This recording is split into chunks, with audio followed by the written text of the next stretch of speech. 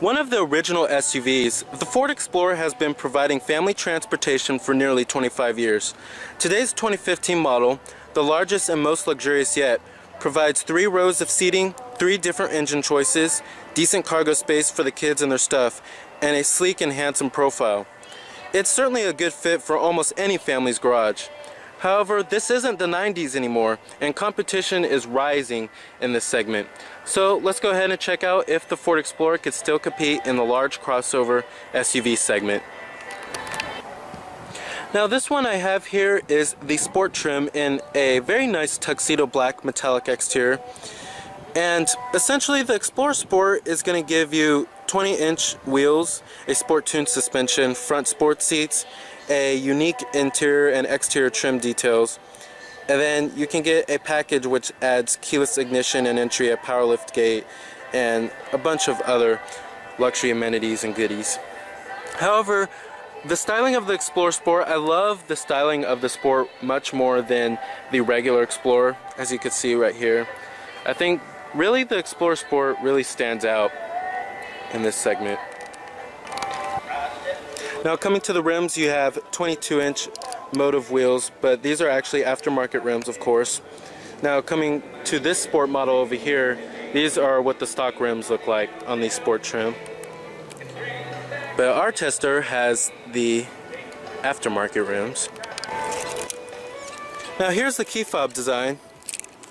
Kind of looks weird in my opinion, the shape of it, but it's kind of long, I have to say. But you have your panic button to release your tailgate, your unlock and your lock, and your remote engine start too.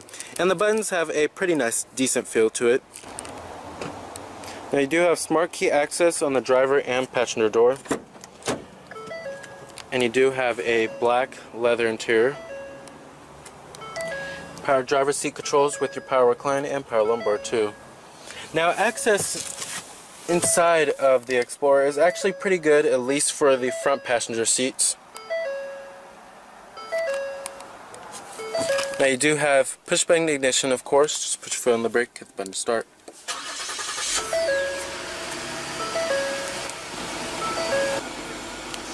Full leather wrapped steering wheel.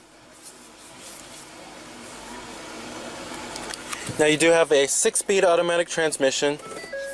Nothing too noteworthy about the transmission, it's just a regular 6-speed. However, you do have different driver selectable modes.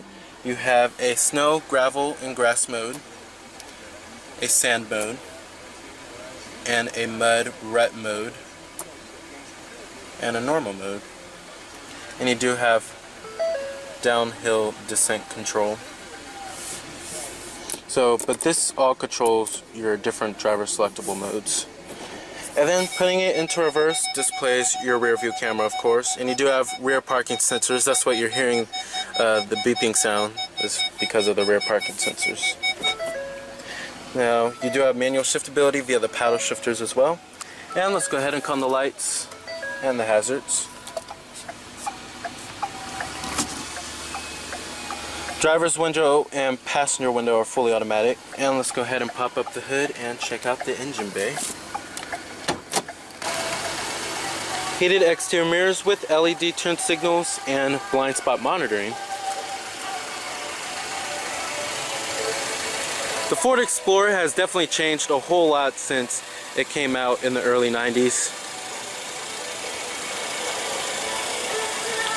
It's now a full-on crossover. You have halogen projector beam headlights with halogen fog lights too.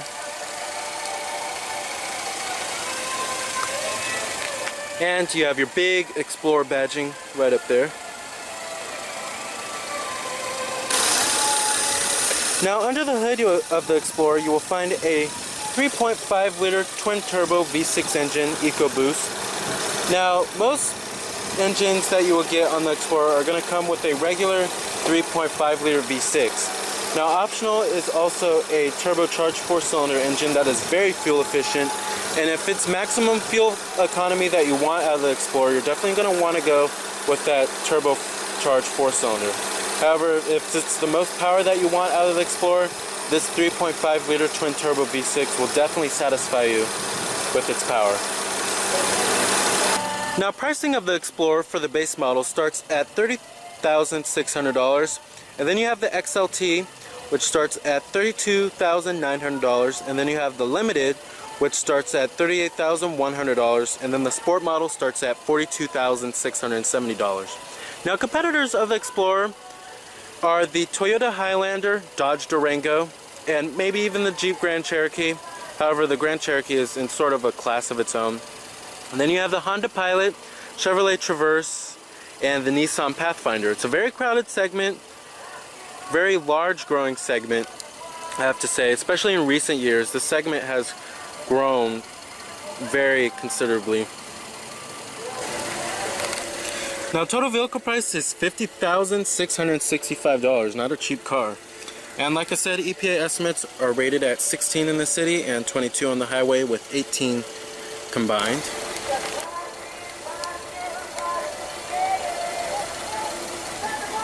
Now, coming to the rear, you have full LED tail lamps, dual exhaust tips too, and I love the way the tail lamps are designed and how they're smoked out on the Sport model. Then you have your Sport trim badging right there, and your rear parking sensors, of course. Rear window wiper with a rear window defroster too, of course. And your EcoBoost badging right there. Pretty stylish.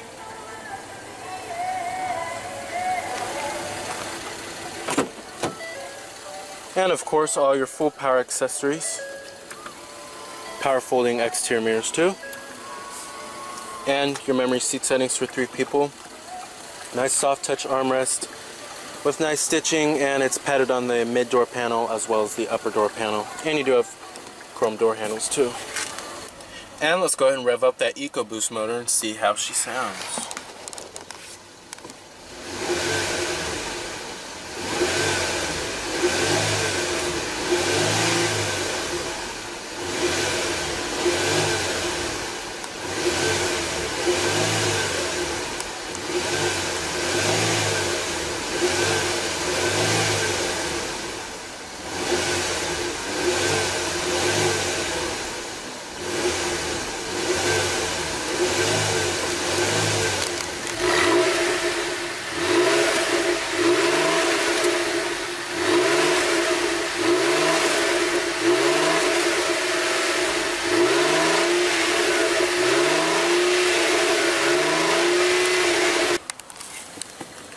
Alright. Now, build and materials in the Explorer are pretty good for the most part. You have nice soft touch materials everywhere, and build quality is excellent, better than they were in the 2000s. And mostly everywhere where you touch has a nice soft touch feel, and Ford has definitely stepped up their game with this generation Explorer. Now, coming down here, you have your cup holders, which are illuminated too. They have a nice ring lighting that goes around them. And down here you have an SD card slot, an auxiliary input, 2 USB ports, and a power outlet. Now, coming to your center console, it's nice soft touch, of course, nice and stitched too. Then you have a power outlet right there, and the center console is pretty deep too. Now, seating comfort in the Explorer, I actually like these seats quite a lot. They're nice and well bolstered, just the right amount of side bolstering, and then they have a very nice cushy feel, very soft pillowy headrest. Great for long road trips, great for a family car. Now, coming to your steering wheel, and this steering wheel design is kind of getting a little old in my opinion. This is reminds me of 2011. It's just a little dated in my opinion. However, it still is very functional. But however, over here, these controls right here are going to control your little information center right there. And then this is your cruise control, and you have adaptive cruise control too. Now, coming to these set of buttons over here, you have your Bluetooth, voice recognition, your steering wheel mounted audio controls, of course. And then these set of buttons right here control this little information center right there. Now, I'll get to those information centers in just a second. Now, you do have your garage home link, auto dimming rearview mirror, of course, your sunglass container,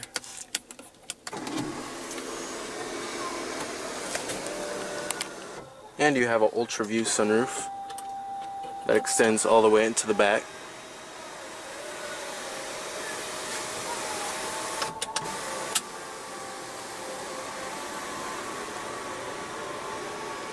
Very nice.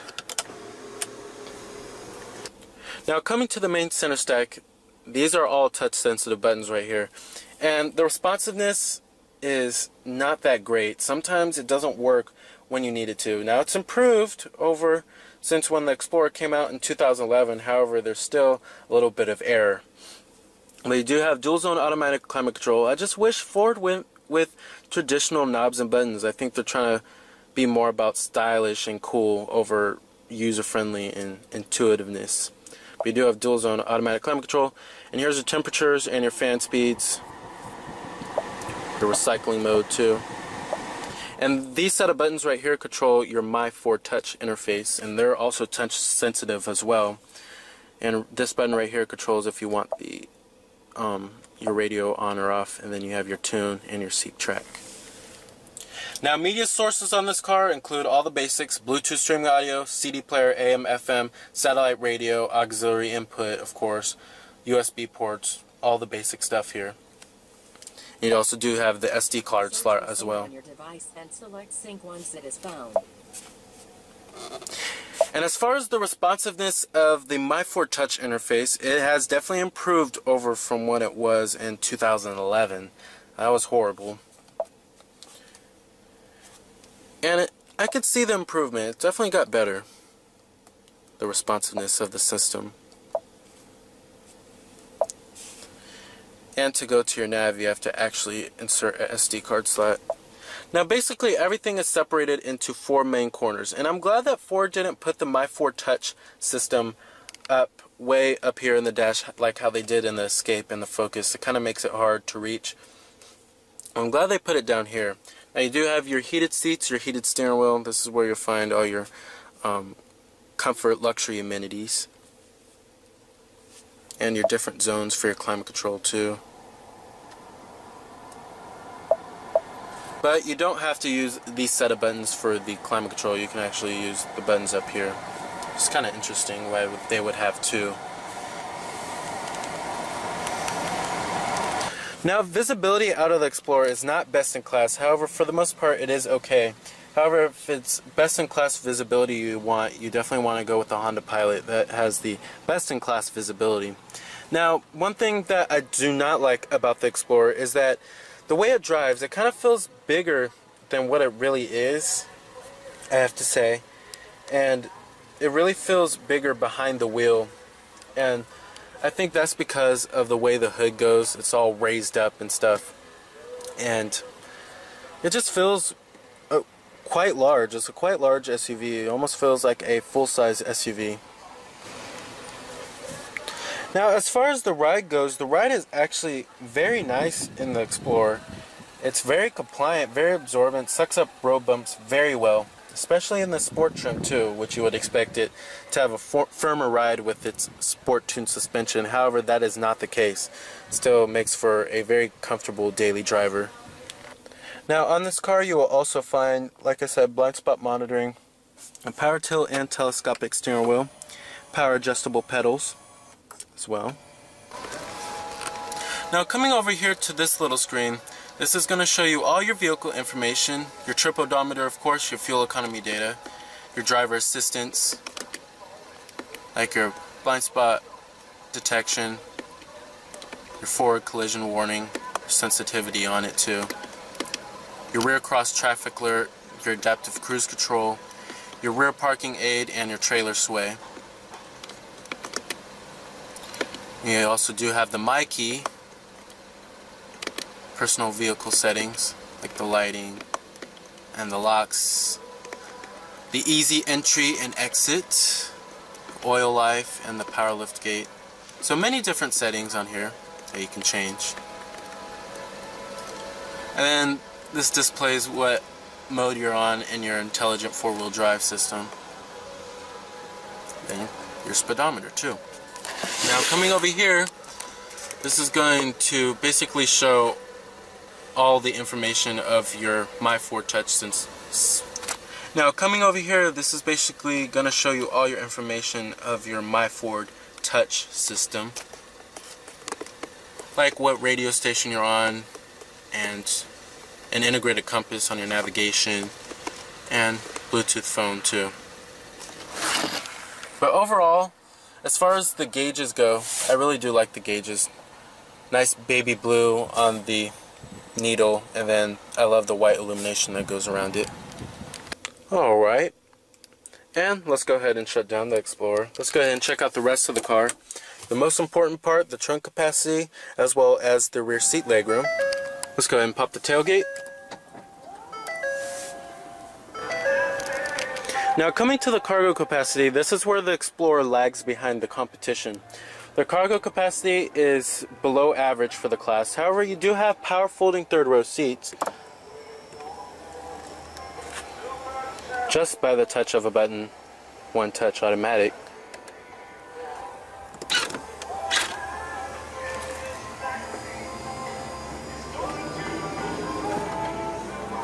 Very easy to use. And then you could click if you want it for the right side or the left side, or both of them too. And then you do have a power outlet right there too.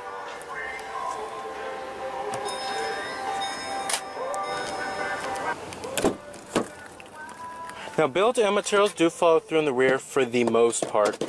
They cheapened out on the plastics back here, very hard to the touch, but it does have a nice graining to it. And the mid door panel and these armrests are nice soft touch and nice and stitched too. Now you do have second row reclining seats too. Now I'm actually quite surprised. The room back here is actually very mediocre for the class. And I'm about 5'11", and this is where my driving position would be, and my knees are actually touching the seat, which I'm very surprised. The Explorer's interior is not that roomy, I have to say, but you do have dual mat pockets, a rear center armrest with cup holders, and I kind of was expecting heated seats for $50,000. On the Grand Cherokee you can get heated rear seats for 50 grand. You have cup holders back here, 150 watt power outlet, and automatic climate control back here in your different zones, and a power outlet back here too. But you don't even have a rear seat entertainment system or anything like that. Pretty expensive for what you get, and interior is not that roomy compared to the class. But you do have second row reclining seats at least. However, the seats themselves are actually pretty comfortable, I have to say. Now to get into the third row, just pull this up, this little lever right here, and then pull this up again, and then slide right in. But this seat has to be forward. Now back here, the third row is almost not even usable. I'm very cramped back here, but you do have cup holders and a little storage cubby right here. But this is definitely only recommended for small little children. It's actually very cramped back here, and of course, as would expected, the thigh support is terrible, but that's pretty much in any large crossover. Alright. You do have a full powered passenger seat with power recline and power lumbar too. Your glove box compartment, nice and damp. Lined with felt too, very high quality. Alrighty. So it's not as versatile or roomy as some other large crossover SUVs, and that is a very crucial aspect to a large crossover SUV. But however, the 2015 Explorer is an okay pick if you're looking for a high-end cabin and long list of advanced features, as well as fuel efficient and strong engines too. So remember that this is Cameron Birch from Cameron's Car Reviews.